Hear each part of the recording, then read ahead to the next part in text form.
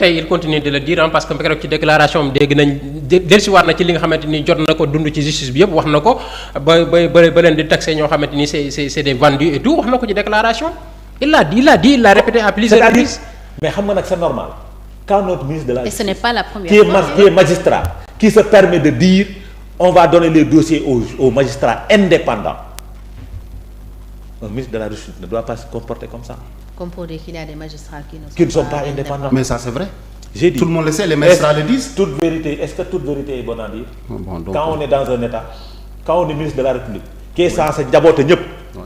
war nga ko wax. Effectivement. Quand on est premier ministre, qui est censé njaboote ñëpp, est-ce que war nga ko wax? Man foofu laay waxee yow lu neex wax parce que njaboote woo kenn mais c'est pas au ministre de la Justice de le dire te pourtant moo tenir di propos yooyu Ousmane Sonko li ko nit ñi di ŋaañ ñëpp mooy li muy wax du waxu premier ministre. On est d'accord. Donc ci communication c'est normal ma ne c'était du comedy show de la comédie show parce que li mu wax du waxu premier ministre parce que nag Sénégal c'est trop difficile nit taxaw yor titre nga ne da ngay def différence bi sénégalais mënu ko parce que aussi da ngay wax ba xaabaabal dugg ci say prérogatives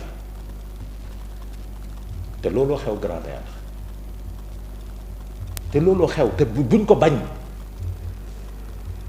maintenant nag nañu xool ils viennent d'arriver il y a des réformes qu'ils vont faire parce que qui annonce des poursuites est-ce que Ousmane Sonko est le maître des poursuites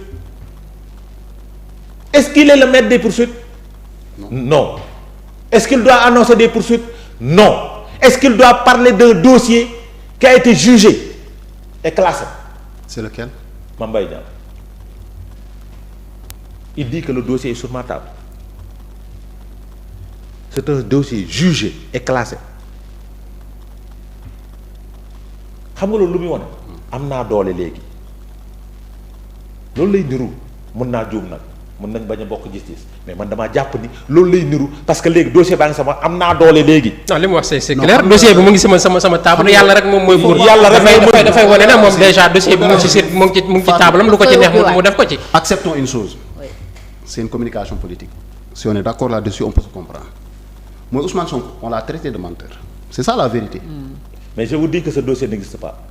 Mais je vous dis jusqu'à preuve du contraire. Adama, par contre, moi, parfois, vous m'étonnez. J'ai dit ce dossier n'existe pas. Ce gars, il est le premier ministre du Sénégal. Il dit qu'il a le dossier sur sa table. Wallahi. Je ne sais pas comment vous avez fait pour aller au niveau de son bureau. Je vais vous dire, cher. Je vais vous dire, cher. Non, ah, il a lu le dossier. Je vais vous dire. Moi, je ne l'ai pas lu. Le document qui est partagé, que tout le monde a vu, c'est un pré-rapport. Oui. Il n'a jamais eu de rapport. Le rapport, ce document-là n'a jamais été signé par quelconque ministre autre. Mais laissez-moi y venir. On a dit ici sur je dis que ce dossier de rapport de Prodac n'existe pas. On nous l'a dit ici sur notre plateau. On a dit que c'est un pré-rapport. Et que la personne qui était censée finaliser le rapport a perdu la vie. N'est-ce pas? Mais écoutez, Adama, vous êtes enseignant, je pense que vous avez pratiqué les écoles et tout, mais vous savez très bien qu'il y a une continuité. C'est pas parce que le pré-rapport n'a pas été... Excusez-moi, laissez-moi terminer. Qu'il n'y a jamais eu de rapport. Moi, je ne dis pas que ce que vous avez dit, c'est pas ça. Je ne suis pas sûr. Moi, ce que je peux dire aujourd'hui, je me fie juste à ce qu'Ousmane Sonko a dit, qu'il a le rapport. Peut-être que vous avez raison qu'il n'a pas le rapport. Je vous dis qu'il n'a pas le rapport. On va analyser. L'analyse voudrait, par exemple, aujourd'hui, c'est qu'on ne peut pas se fier sur le pré-rapport en disant qu'il n'y a pas de rapport. Il n'y en a pas. Le pré-rapport peut-être a conduit à un rapport final dont vous n'avez pas possession, dont vous n'avez pas possession. léegi Cheikh je demande laisse-le mu wax ñu moom. fan la teg ne rapport am na. rapport amul autant je peux t'expliquer l'affaire bi taw coow di yëpp. Non, dites-nous que vous n'avez dit que le rapport n'existe pas. C'est ça qu'on veut savoir. J'ai dit non déglul baax li ma la. soo ma dégloo li andi coow ba nit ñi di tàccu ma wax la l'affaire bi fi mu commencé ak kan la war a doon ak kan la waroon doon ba mu agsi fii. ok yow la ñuy déglu. Le rapport, le pré-rapport d'audit IGF a été commandité par Amadou Ba pour combattre une personne. Ah bon? Oui. Parce que au début de cette affaire de date de Prodac, je cite des noms. C'est Jean-Pierre Senghor qui est l'initiateur. Su nekkee xam nga ko. C'est Jean-Pierre Senghor qui est l'initiateur. OK. Ànd ak son ministre avec le ministre du budget d'antan dem en Corée c'est Corée qui devait financer l'affaire à hauteur de 100 milliards te bañ koy def Amadou Ba était ministre de l'économie et des finances vous vous rappelez bien. Oui, bien sûr. arrivés sur place, ils ont rendu compte au président. Le président était d'accord pour le financement. Ça n'a pas plu à l'un parce qu'il n'était pas informé. Tout simplement. Oui, vous bloquez le projet. Je vais vous dire, voilà, celui qui a filtré, qui a partagé le rapport, le journaliste qui a partagé le rapport avec les autres collègues journalistes, il a essayé des choses parce qu'il en a fait un papier dernièrement. Et sur tous les tours journaliste, Ben Makhtar, c'est lui qui a partagé. Oui, c'est lui qui a partagé le pré-rapport. Pré-rapport, il fallait Amatul Lenen. Parce que j'ai dit, fallait Amatul Lenen. Parce que c'est un dossier que je suis à la minute. Parce que qui tu tournes, parce que Mame Mbaye Niang a quitté très tôt le ministère de la jeunesse avant le lancement, après le lancement du DAC de CFA. Vous savez que ñaata duggoon 2 milliards. Vous savez qu'il devait financer Khadim Diallo Afrique. Damay tudd tour. C'est lui qui devait financer tout le projet. Il a mis 2 milliards après pression du PM. Bon, moi pareil, la Mame Mbaye Niang dem ministère du tourisme. Donc, il faut l'autre le rapport va falloir. Et c'est le cabinet de Doura Baldé qui était trésorier de Pastef qui avait gagné ce marché d'audit. Voilà. Et qu'est-ce que cela insinue? C'est que l'autre, amul dara lu may insinue. Après ci la ñëw suñu parti non. Après ci la ñëw suñu parti. Amadou Ba moko def lo won audit. Après ci la ñëw suñu parti. Et quand on a audité, on n'a pas audité le ministère, on a audité le Prodac. Fallait yam. Pourquoi nous Mame Mbaye Niang, c'est parce que c'est lui qui avait autorisé à travers un courrier au ministère de démarrer les choses. Loolu lañ ko tuddé. Mais aucun ba buy démarrer c'était 2 milliards. Donc dans le pré-rapport que je détiens jusqu'à présent, parce que ku ko lire xam nga foo ko lire benn site concurrent la mun naa concurrent la mun naa ko tudd wala mu bàyyi ku ko lire foofu nga ko lire moo ko kooku partagé woon moo tax du ma ko tudd mais ki ko joxe c'est un ami, un très grand frère qui l'avait partagé aux journalistes li tax moom mu ñeneen ñi ñëwuñu ko woon partagé moom moo ko ñemee partagé fa la pré-rapport ba yem moom daa am lu mu laal ak Amadou Ba moom itam déedéet ok fa la pré-rapport boobu dafa fekk Birahim Seck di biddi ci coow pour wane Sénégalais yi pour wane journaliste ne li Birahim Seck di wax c'est pas vrai. Ah bon? Oui. Qu'il n'y a jamais eu dans le même le mot dans son livre c'est pas vrai. Dans ce rapport, dans le livre de Birahim Seck, Birahim Seck n'a jamais écrit que Mame Mbaye a détourné 29 milliards. Parce que ci biir rapport ci livre ne li nit ñi di wax ne détournement am na pré-rapport baa ngi nii et dans ce pré-rapport nulle part xam nga lu ñu toppee Mame Mbaye Niang li ñu fa wax mooy il a donné l'autorisation à travers un courrier point. Voilà. Ah, j'en sais rien. Je te dis, suñu soree après dinaa la jox affaire bi nga lire ko te soo ko lire tu verras le rapport de la Cour des comptes de 2023 sur l'affaire du Prodac loolu la signalé dans son rapport wax ji moo bari Ousmane nag dafa def erreur ba mu koy wax mais il devait citer le site d'information c'est Dakaractu moom moo partagé pré-rapport ku ko am fa nga ko amee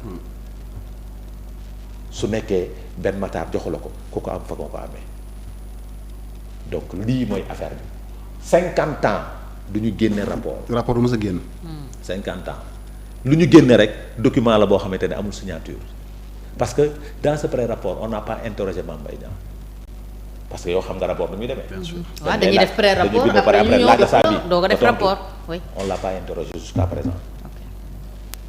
moo tax ma ne la 100 000 ans doo gis rapport bu génn moo tax ma ne la il faisait de la commune oui. parce que Mame Mbaye Niang n'a jamais été entendu. non.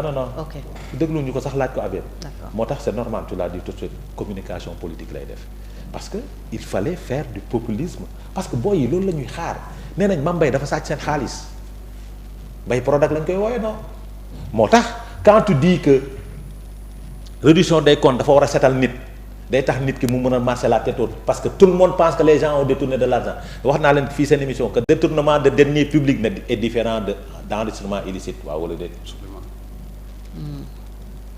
attention soo toppee waaje de détournement de deniers publics mën nga bañ a gis yi preuve de voilà parce que détournement de deniers publics mooy nga ñu ne la jëndal ndox nga ne jënduma ndox ma xaalis baa ngi sama biir poche c'est ça le détournement de deniers publics mais enrichissement illicite mooy kër gii nga am de bouteille bii nga jënd de ëpp na sa salaire boo ko jëlee moo tax na Sénégalais yi tey ñoom it li ñuy wax dans leur déclaration nañu tey ñoom en tant que premier ministre parce que kilifa warul wax sàcc nañ suñu xaalis waru ko wax c'est-à-dire discours de bas étage yooyu nga xam ni les jeunes ñoo ko war a wax moom en tant que autorité il ne doit pas juger il a jugé et condamné déjà quand il dit sàcc na suñu xaalis suba suñu demee tribunal gis ni jàpp deful dara nag lu muy def. sàcc nañ wala sàcc nañ suñu xaalis. non dafa ne sàcc nañ suñu xaalis. ñi sàcc suñu xaalis ñi sàcc suñu xaalis. waaw mais ñooñu dañ leen a jugé na leen ba pare ban preuve la am. waaw léegi man vraiment man je pense que par rapport au rapport ou au pré-rapport vous avez dit que le pré-rapport existe heureusement le rapport maintenant on n'en sait rien Ousmane Sonko il l'a dit. il y a pas de rapport. léegi nag moom li ñuy xaar Fatou. mooy man dama jàpp ne par rapport ak procès Mame Mbaye Niang lu mu demee ak condamnation bi. dans une communication ma jox la scoop la première personne qui sera poursuivie par ce gouvernement là c'est Mame Mbaye Niang. ah bon. parce que la défaite bi mu am ci kii bi fii la ko xaj. le fait que dossier Prodac bi tere koo nekk candidat. fii la ko téye. ci lan la koy toppee dossier Prodac bi. nañ dem kon am na lu mu téye kon am na lu mu téye on a intérêt. man xam nga man waxuma forcément pour Ousmane Sonko wala pour Mame Mbaye Niang mais on a intérêt aujourd'hui que l'affaire Prodac là mu leer. mais leer na da ngeen bëggul mu leer. non allez lire le rapport de la Cour des comptes. mais est-ce que amul ci ginnaaw yeneen information yoo xam ne amuñu ko. donc yow j'ai dit allez lire le rapport de la Cour des comptes. bu dee Mame Mbaye Niang deful dara aujourd'hui il faudra arriver à un moment où Sénégalais yi dinañ jot la bonne information parce que c'est des institutions habilitées n'est-ce pas ñoom ñoo blanchir Mame Mbaye Niang ne Mame Mbaye Niang deful dara laalul suñu 1 franc ñu xam ne ni. va lire le rapport 2023. il y a eu des spéculations. on a pensé des choses yi nga xamante ne amul. ñu yaakaar ne Mame Mbaye Niang def na ko bu dee def na aussi ñu xam ne Mame Mbaye Niang def na moo kan ñoo def ba ban niveau parce que aussi. grand man ba de toi à moi l'affaire Mame je vais te citer des noms. Cheikh Omar Anne du ma ko defaan ba may dee. pourquoi ndax xam du ma nga ko dafa defaan def. parce que daam lu mu def il a été épinglé par un rapport de Cour des comptes. ok du ma ko defaan ba may dee. et ils ont mis comme situation warul sax diriger. warul sax nekk chef de quartier. du ma ko defaan ba may dee. des gens qui ont été épinglés par des rapports ñu tudd seeni tur jël yenn décisions yi du ma leen defaan ba may dee. kon d'accord nga ne sàcc Ousmane Sonko doon wax am na. non xam nga. ñenn ñu sàcc suñu xaalis defal ndànk rek xam nga sàcc c'est trop dire. c'est familier c'est familier on peut dire. mais sàcc bi est-ce que duñ ko bàyyi justice rek mu leeral ko parce que c'est trop facile aussi nga ne ni kii sàcc na te yow teewoo ci